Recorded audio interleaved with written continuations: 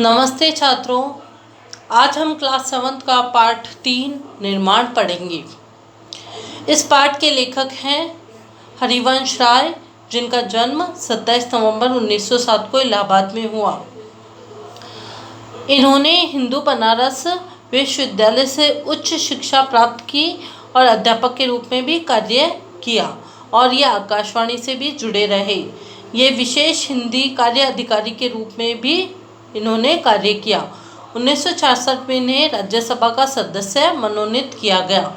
इनका काव्य संग्रह मधुशाला अत्यंत प्रसिद्ध है। मधुशाला जो इनका काव्य संग्रह है वह बहुत ही प्रसिद्ध है। इन्हें कई पुरस्कार प्राप्त हुए हैं: पद्म भूषण, साहित्य अकादमी पुरस्कार, साहित्य वाचस्पति आदि। प्रसिद्ध अभिनेता है अमिताभ बच्चन, इनके ही पुत्र हैं। कविता परिचय। इस कविता में कवि ने आंधी के माध्यम से यह संदेश दिया है कि हमें जीवन की हर परिस्थिति में आशा रखनी चाहिए, अपनी आशा को नहीं खोना चाहिए। रात कितनी भी काली क्यों न हो, सवेरा जरूर होता है।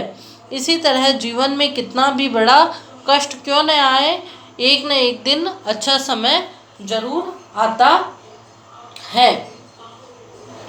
नीड का निर्माण फिर, नेहे का आह्वान फिर।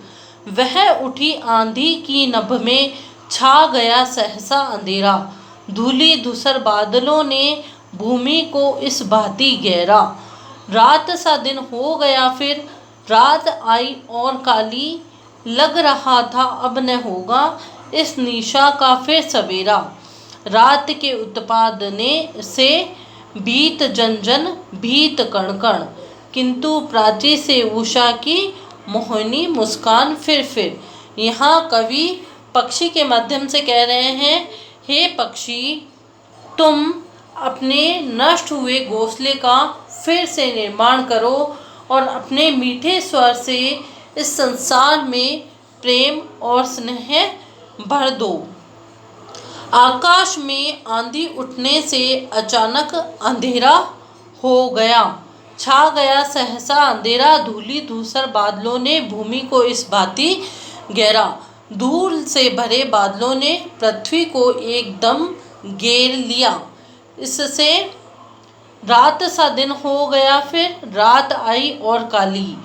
लग रहा था अब न होगा इस निशा का फिर सवेरा। इससे जो रात आई वो और भी काली आई और जो दिन था वह भी रात के समान अंधकार में हो गया था। ऐसा प्रतीत हो रहा था मानो अब प्रकाश करने वाला सवेरा नहीं हो सकेगा। इस रात के तूफान और अंधकार से पृथ्वी का कण कण और सभी जीव जगत भयभीत हो गए, सभी जीव जंतु डरने लग गए। परंतु पूर्व दिशा में सूर्य की किरणें चमकने से अंधकार दूर हो गया। लेकिन पूर्व दिशा में जैसे ही सूर्य की किरणें चमकने लगी तो अंधकार दूर हो गया। नीड का निर्माण फिर, नेहे का आह्वान फिर। यहाँ पर कवि कह रहे हैं, हे पक्षी, निराश न हो, प्रेम को निमंत्रण देकर फिर से नीड कार्य कर और नए घोंसले का निर्माण कर। बह चले झोंके की कापे भीम कायावान भूधर, जड़ समेत उखड़ पुकड़ कर गिर पड़े टूटे विटपवर। हाय तिनको से विनिर्मित घोंसलों पर क्या न बीती, डगमगाए जबकि कंकर ईंट पत्थर के महल। बोल आशा के विहंगम, किस जगह पर तू छिपा था, जो गगन पर चढ़ उठता गर्व से निज तान फिर। यहाँ कवि कह रहा है, रात्रि में भयंकर तूफान और आंधी ने जनजीवन को अस्त व्यस्त कर दिया। रात्रि में आंधी और तूफान इतने भयंकर और विनाशकारी थे कि उससे बड़े आकार वाले पर्वत भी हिल उठे। बड़े बड़े पेड़ टूटकर जड़ समेत उखड़ कर नीचे गिर पड़े। फिर तिनकों से बने घोंसले नष्ट होने से कौन बचा सकता था। अर्थात घोंसले भी नष्ट हो गए। कंकड़, पत्थर और ईंट से बने सुदृढ़ महल भी जब डगमगा गए।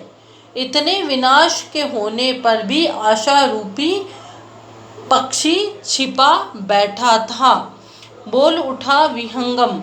आशा का जो पक्षी था वह बोल उठा। यह पक्षी आकाश में ऊंचा चढ़कर गर्व से अपनी उड़ान को भर रहा था। नए सिरे से फिर घोंसले के निर्माण में व्यस्त था और स्नेह और प्रेम को निमंत्रण देकर सृजन में लग गया था। क्रुद्ध नभ के व्रज दंतों से उषा है मुस्कुराती, गोर गर्जन में गगन के कंठ में खग पंक्ति गाती। क्रुद्ध जो क्रोधित आकाश था उसके व्रज दंतों में भी उषा मुस्कुरा रही थी। घोर गर्जन में गगन के, और जो गर्जन कर रहा था, बहुत ही गर्जना कर रहा था जो गगन, उसमें जो पक्षियों की जो पंक्ति में जो पक्षी उड़ रहे थे वह एक स्वर में गीत गा रहे थे। एक चिड़िया चोंच में तिनका लिए जो जा रही थी, और एक चिड़िया थी जो चोंच में तिनका लिए जा रही थी। वह सहज में ही पवन उच्छ्वास को नीचा दिखाती, और वह जो पवन थी उसको नीचा दिखा रही थी। नाश के दुख में कभी दबता नहीं निर्माण का सुख। चाहे कितना भी विनाश हो जाए, लेकिन जो निर्माण का सुख है वह कभी भी दबता नहीं है। प्रलय की निस्तब्धता से सृष्टि का नवगान, फिर नीड का निर्माण, फिर नेह का आह्वान, फिर प्रलय की जो प्रलय जो विनाश था उसकी चुप्पी में सृष्टि का नवगान फिर से हो रहा था। और हे पक्षी, फिर कवि कहते हैं, हे पक्षी तू निराश न हो, प्रेम को निमंत्रण दे, फिर से निर्माण कार्य से अपने घोंसले का निर्माण कर और इस जगत में अपने मीठे स्वर को फैला दे। तो बच्चों, आज हमने पाठ 3 निर्माण कविता का अर्थ किया। आप पुनः इसका अर्थ करना, जिससे आपको पाठ को समझने में किसी प्रकार की असुविधा ना हो।